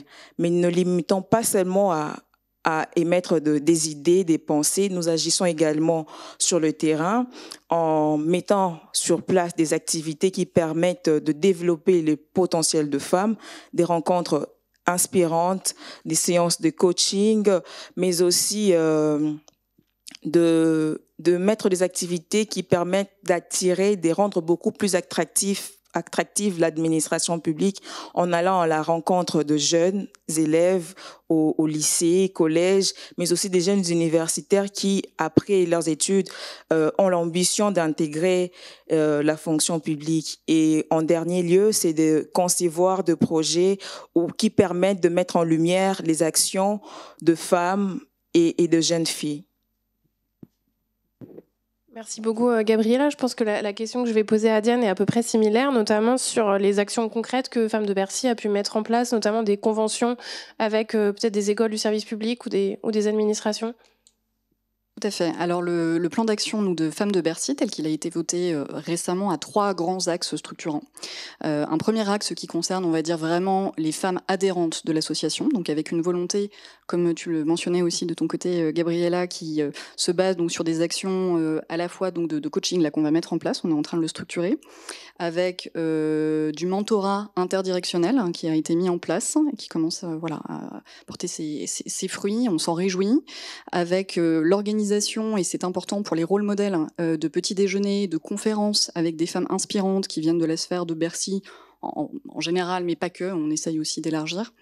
Donc voilà, on est dans de l'empowerment, utilisons le mot anglais pour changer, et donc voilà, une volonté d'armer en fait les femmes pour prendre des postes dirigeants et lever les barrières à l'entrée et les freins mentaux qui peuvent exister. On les connaît, ces mécanismes d'autocensure. Donc ça, c'est un premier axe très structurant. Le deuxième, il consiste, et c'est ce que tu disais, Lucille, à renforcer le rôle, on va dire, de conseil auprès de l'administration. Alors on pourrait y revenir, je pense, dans les écueils, mais je fais un petit pas de côté. Je pense que c'est important d'avoir bien en tête les différences et les rôles de chacun. On ne se substitue pas à l'administration, mais on l'accompagne. Et donc, dans le cadre de toutes les réflexions des politiques RH, que ce soit donc au niveau des RH, nous, de la direction, des différentes directions de Bercy, comme du SG de Bercy, on se veut être un relais utile, identifié, pour penser ensemble les problématiques d'égalité professionnelle. Et donc ça, c'est important. Et à ce titre, on a donc signé une convention avec le SG de Bercy l'an passé, qui liste un certain nombre donc d'actions collectives, et donc qui permet aussi de positionner le réseau comme un réseau représentatif, structuré, et qui, donc à ce titre, a vocation à pouvoir aller effectivement rayonner, pas que à Paris, parce que ça c'est aussi important, notamment dans les écoles de fonctionnaires en province. Donc là, j'ai mes collègues qui sont allés parler aux élèves de la promotion, de l'école des douanes à Tourcoing. Et donc c'est bien. Donc on va continuer ces actions, ça nous tient beaucoup à cœur. C'est quelque chose qui n'avait jamais été trop fait jusqu'alors, donc on y met aussi une attention toute particulière. Et puis, on a le troisième levier, je dirais, qui est le rayonnement à l'extérieur. Et donc là, ça participe effectivement de toutes les relations qu'on peut avoir avec les associations sœurs dans les autres ministères, dans les actions extérieures, on va dire au sens large, de promotion de Bercy, et donc de pouvoir montrer que c'est possible, effectivement, voilà, d'être une femme à Bercy, qu'il ne faut pas hésiter à venir. Je fais de la pub au passage. Et que voilà, en fait, les choses changent, on est en train de les travailler ensemble, et donc voilà, on est dans quelque chose où la société avance, et ça se traduit aussi au sein du ministère. Voilà. Merci beaucoup Diane, notamment merci pour l'action que vous avez menée du coup à l'École nationale des douanes de Tourcoing. Je suis particulièrement intéressée, et vous avez tendu, on va dire, la perche pour la question qui vient juste après. Quels sont justement les écueils à éviter ou les limites aussi qui peuvent exister à la constitution d'un réseau? Et donc je demande à Gabriella si elle a des éléments sur le sujet. À mon avis, je pense que les écueils à éviter sont de deux ordres. C'est d'avoir l'idée que la question de l'égalité ne concerne que les femmes. C'est un véritable piège pour les femmes de s'approprier cette question. C'est une question qui doit être partagée et par les hommes et par les femmes. Et en deuxième lieu, c'est de travailler en vase clos, de rester dans l'administration publique. J'estime que la question de l'égalité professionnelle peut, ou peut-être elle est déjà un indicateur d'attractivité. Si aujourd'hui, en cherchant à résoudre le problème de l'inégalité ou à chercher à promouvoir l'égalité professionnelle dans l'administration publique, nous n'avons pas de passerelle de change entre le secteur public et le secteur privé, nous risquons de créer un paradis dans le secteur privé, peut-être qui sera beaucoup plus avancé que le secteur public. Donc j'estime qu'il est important qu'il y ait des instances d'échange entre les secteurs publics et les secteurs privés pour qu'ensemble nous faisons avancer la cause de l'égalité professionnelle et de ne pas créer un traitement différencié selon que la femme veut travailler dans les secteurs publics ou dans les secteurs privés. Même question, Diane, du coup, sur les écueils à éviter. Oui, je rejoins tout à fait ceux qui viennent d'être évoqués. Moi, je rajouterais, alors ce que je disais auparavant, c'est-à-dire de bien garder des rôles distincts, je pense, entre les RH et les réseaux féminins. Les réseaux féminins devant pouvoir permettre d'accueillir aussi une parole qui n'est pas forcément aussi directe avec les RH. Et ensuite, voilà, on est un point d'entrée pour faire passer des messages. Donc ça, voilà, je pense que c'est quand même important. Et puis, ça permet de garder une certaine liberté aussi, parce qu'on n'est pas l'administration. Donc, en tout cas, pas dans ce rôle-là, si je suis fonctionnaire évidemment par ailleurs. Je pense que pour l'inclusivité, effectivement, c'est très important de pouvoir associer les hommes. Pour autant, c'est compliqué. Nous, je vois avec un nom qui est Femmes de Bercy. C'est pas forcément évident en appropriation, messieurs. Je me mets à la place, donc on doit aussi travailler sur comment est-ce qu'on intègre dans ces réflexions. Et puis peut-être deux autres points. Une question, c'est que nous, les réseaux, ce sont des réseaux bénévoles, et donc ça prend du temps, ça prend également de l'argent, et il n'y a pas de statut encore très, on va dire, identifié et créé pour des associations qui, malgré tout, participent de la marque employeur des ministères, je pense. Donc il y a sûrement quelque chose à faire évoluer. Le secrétariat général en est conscient, on a déjà évoqué ce point en ce qui concerne Bercy, mais c'en est un. Et un dernier peut-être plus sur les sujets de fond. Moi, c'est un peu plus personnel, mais je sais qu'on est plusieurs dans l'association à le partager. Je pense que quand on réfléchit notamment sur les égalités entre hommes et femmes, et sur la question qui a été rappelée, de la prise en compte justement par exemple de la parentalité, c'est très bien, évidemment. Mais c'est pas tout. Et il y a beaucoup de femmes et beaucoup d'hommes qui n'ont pas d'enfants. Et ce prisme-là, qui conditionne encore beaucoup malgré tout les questions de partage de temps de vie, il doit être, je pense, non pas mis de côté, mais enrichi, avec une composante qui est aussi sur des parcours qui n'ont pas forcément d'enfants et où l'équipe vie pro, vie perso n'est pas obligée de passer uniquement par ça. Donc ça, je pense que c'est quelque chose à faire évoluer dans les réflexions nouvelles. Et il y a aussi certaines pistes de réflexion de notre côté qui vont dans ce sens-là. Alors, merci beaucoup du coup pour la dimension prospection au-delà de l'écueil. Je n'ai pas eu de signe d'alerte d'Anis, donc je vais donc poser une dernière question pour toutes les deux. Si vous avez quelques mots de conclusion, ou qu'est-ce qui vous pousse toutes les deux à continuer dans les réseaux féminins? Gabriella, peut-être. C'est l'évolution de mentalité. Ça me pousse à continuer de voir que dans le passé, il était difficile pour une femme, s'il faut prendre les contextes de mon pays, de prendre la parole devant une assemblée composée de personnes au parcours très riche, très difficile en tout cas. Donc l'évolution des mentalités est aujourd'hui un élément qui me pousse à croire à mon engagement et à cette cause, mais aussi les progrès qui sont enregistrés. Et par là, je salue l'engagement ferme du gouvernement de la République démocratique du Congo, de l'actuel ministre de la fonction publique, le vice-premier ministre de la fonction publique, qui a fait de la question de l'égalité professionnelle une de ses priorités, et cela passe par la modification de certaines dispositions légales dans les statuts des agents de carrière de service public de l'État, en mettant en place, en actualisant la stratégie de l'égalité dans la fonction publique. Ce sont des avancées significatives et qui vont porter des résultats remarquables. Et pour finir, c'est lorsque nous finissons une conférence, une élève m'a dit « Vous avez réveillé ma conscience ». C'est une force extraordinaire que je tire en écoutant ces paroles et qui me pousse à dire que nous sommes sur le bon chemin et nous allons y arriver.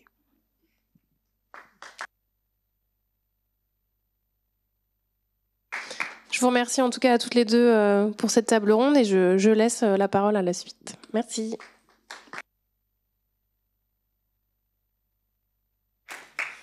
Merci.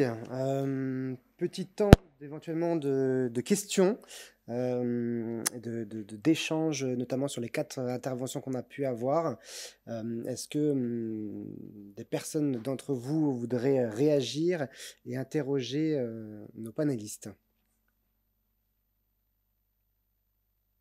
Et j'en profite aussi pour les personnes qui nous suivent à distance. N'hésitez pas à transmettre vos questions sur le chat. On essaiera de me les faire remonter pour qu'on puisse les poser. Alors, a priori, une première question, je vous en prie. Je pense que le micro n'est pas ouvert. Je pense que c'est bon.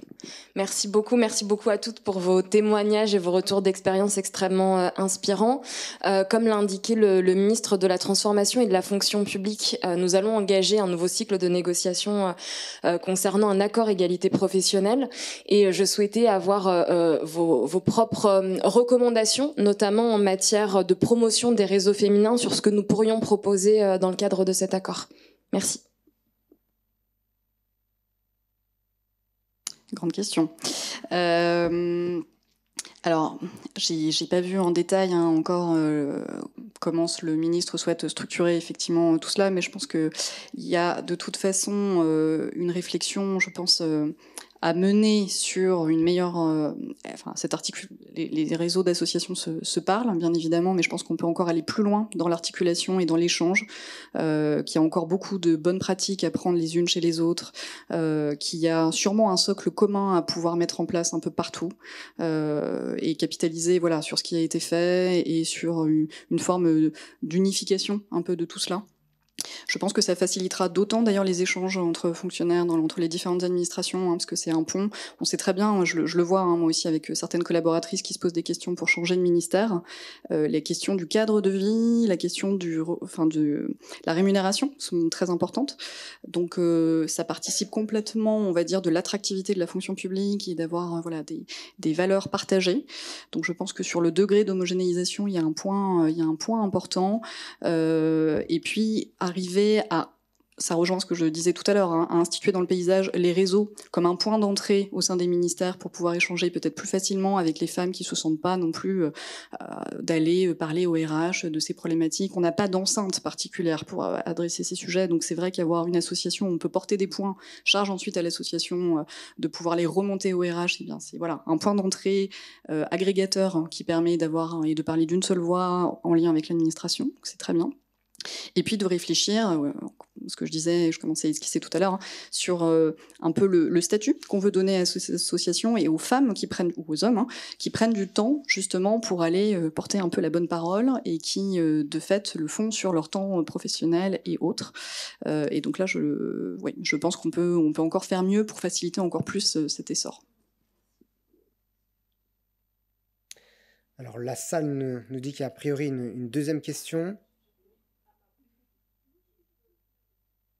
Merci. Alors moi, c'est une question pour motiver toutes les personnes en ligne qui voudraient structurer un réseau de femmes dans leurs administrations respectives.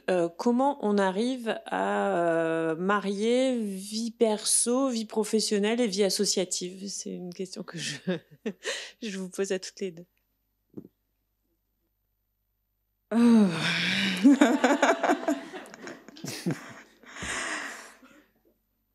Comme le disait Diane tout à l'heure, c'est vraiment du bénévolat, c'est un engagement, puisqu'au-delà des occupations professionnelles, familiales, c'est de se donner aussi du temps pour faire avancer les activités inscrites dans les calendriers de l'association.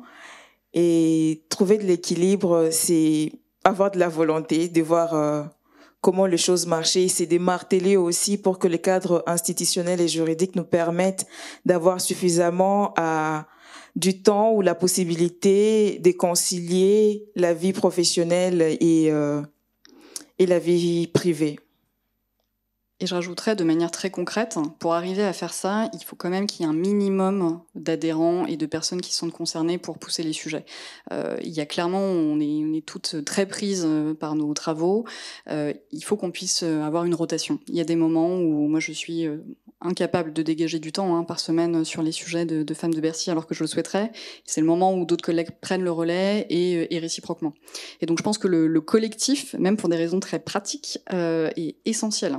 Parce que sinon, si ça repose uniquement sur 2 personnes, je pense qu'effectivement ça ne tient pas, puisqu'on n'est pas dans un vase clos où il n'y aurait que ça dans nos vies. Donc c'est évident.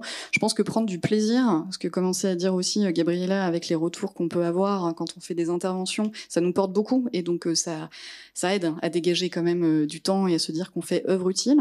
Et puis nous, au sein du réseau, se dégage maintenant une forme de belle sororité, et qui peut évoluer aussi vers voilà, d'autres liens qui font que ça aide aussi pour se dire que ça en vaut la peine et qu'on peut s'aider mutuellement pour arriver à faire avancer les choses. Mais c'est clair que ça prend du temps, on va pas se mentir, et il faut être plusieurs pour pouvoir y faire face. On a de la chance, nous, à Bercy, pour le coup, d'avoir, que ce soit d'ailleurs au niveau, nous, nos interlocutrices, au niveau du SG, des femmes qui sont aussi sensibles à ces questions et qui nous aident. Mais voilà, c'est clair qu'il y a un engagement, comme toute grande cause. Il me semble que nous avons... Très bien. Alors, une question qui revient a priori du chat concerne les financements.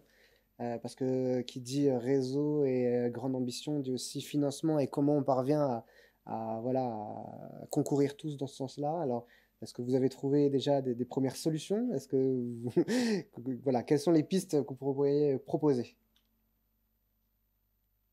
Alors nous, à l'heure actuelle, on a comme financement évidemment les recettes des adhérentes, des cotisations. On a également quelques recettes sur certains événements qui peuvent être facturés, mais ça c'est assez mineur pour l'instant, c'est pas encore très développé. Et puis on a une dotation du secrétariat général qui aide grandement. C'est sûr qu'il faut aller vers, je pense, plus de financement pour pouvoir être à la hauteur des ambitions qu'on a. Encore une fois, la convention qu'on vient de signer, nous, avec le secrétariat général, elle est neuve, donc on a aussi à faire nos preuves en tant que réseau pour justifier aussi des sommes qui nous sont allouées. Je pense que c'est quelque chose qui va... Je suis assez confiante sur le fait que cette dotation peut être amenée à grandir. Je pense qu'il y a un intérêt bien compris des deux parties, évidemment pour le réseau féminin, mais également pour le secrétariat général. Encore une fois, il est question de l'attractivité du ministère à la clé, donc je pense que ça en fait partie. Et puis, sur les développements, oui, je pense que sur tous les travaux et toutes les manifestations extérieures qu'on pourra faire, il y aura aussi la possibilité de pouvoir renforcer des recettes externes. Voilà. Sur la question du financement, Le réseau des dames énarques fonctionne aussi comme Femmes des Bercy sur la cotisation de ses membres, jusqu'à ces jours en tout cas. Et c'est peut-être l'occasion de lancer un appel pour des futurs partenaires, pour rendre encore plus visibles les actions que nous menons et d'envisager aussi ces formes de partenariat qu'il y a entre le secrétariat aussi, voir comment les dupliquer dans la mesure du possible aussi dans les contextes congolais pour voir comment booster les actions, le rendre beaucoup plus visible, toutes les actions qui sont mises en place. Et ça, vous me posiez la question effectivement sur le plan du ministre, c'est aussi un sujet important, effectivement, le financement. Je rajoute un point. Alors, je vais être gourmand et j'ai une dernière question. Gabriela, vous avez évoqué l'importance de mobiliser les hommes. Donc, en tant qu'homme ici, je vais vous poser la question, comment encourager l'implication des hommes sur cette question? Déjà, dans les réseaux des dames énarques, nous prévoyons déjà pour le mois prochain, lors de tournées, de revoir un peu la façon dont nous sélectionnons les écoles, parce que jusque-là, nous ne sommes tournés que vers les écoles de filles. Déjà, de chercher les écoles mixtes et dans les universités, de ne pas sélectionner les publics en disant que c'est limité aux filles, aux dames, aux jeunes filles, mais de laisser la possibilité et aux hommes et aux femmes de faire partie du public cible. C'est déjà à ce niveau où nous devons commencer en revoyant notre stratégie et nos différents choix. Merci. Alors nous sommes à présent à la moitié de la conférence. Je vous propose donc qu'on procède à une petite pause de 10 minutes. Durant ce petit intermède, on vous laisse avec une vidéo qui présente quelques actions du réseau des dames énarques. Donc ce sont des séquences qui regroupent les grands sujets de l'égalité professionnelle en République démocratique du Congo. Ce sont également les actions stratégiques sur les politiques publiques menées dans plusieurs pays de la francophonie. Donc attractivité de la fonction publique, diffusion de la culture de l'égalité, articulation de la vie professionnelle et privée, santé de la femme. Voilà des thématiques qui permettent d'évaluer un petit peu le niveau de progression vers un monde plus égalitaire. Donc je vous laisse avec la vidéo si les collègues peuvent l'avancer et nous vous retrouvons dans 10 minutes. Merci.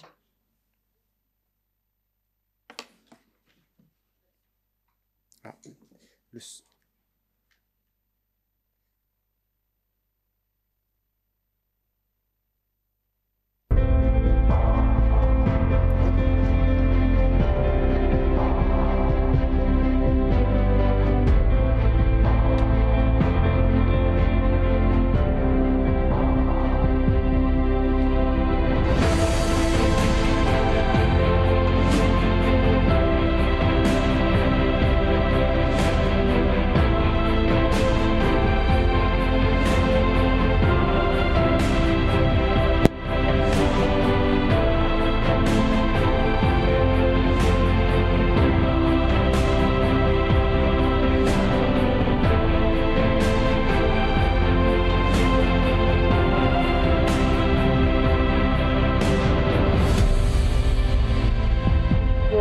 Je suis Gabriela Wimba Boudra, juriste et ancienne de l'École nationale d'administration. En marge de la célébration de la journée du 8 mars, consacrée à la lutte pour la promotion et la protection des droits de femmes, les réseaux des dames énarques a décidé de rejoindre le fort collectif de femmes, des structures privées et étatiques, en vulgarisant le droit de femmes pendant la grossesse, pendant et après l'accouchement. La lutte pour la vulgarisation de ce droit trouve son sens dans ce qui est le plus inhérent et commun à l'humanité, c'est-à-dire la vie portée et donnée par une mère, mais aussi dans un non-sens quasi universel que subissent d'innombrables femmes et que je moi-même subis dans mon passé professionnel. En effet, mon ancien employeur a décidé de mettre fin à mon contrat de travail pour raison de grossesse. Autrement dit, la seule raison pour laquelle je perdais mon travail était d'avoir porté en moi la vie d'un être humain. Depuis lors, les dames du réseau ont consacré leur temps à mener plusieurs études afin de comprendre le rempart juridique qui entoure la vie de la femme, enceinte et allaitante, tant sur le plan professionnel que sur divers aspects.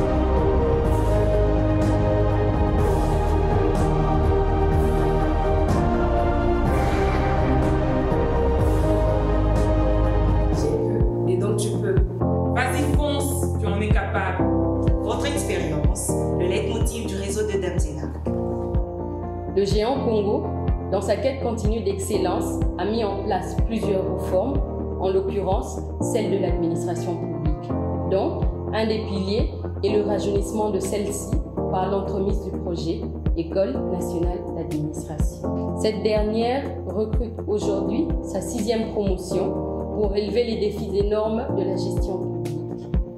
C'est ici pour vous l'occasion de servir ce beau pays par votre savoir pointu. Pour y parvenir, ne manquez pas à cliquer sur ce lien. Espérant vous retrouver dans la grande famille École nationale d'administration, le réseau des dames énarques vous souhaite des bonnes prestations. À très bientôt!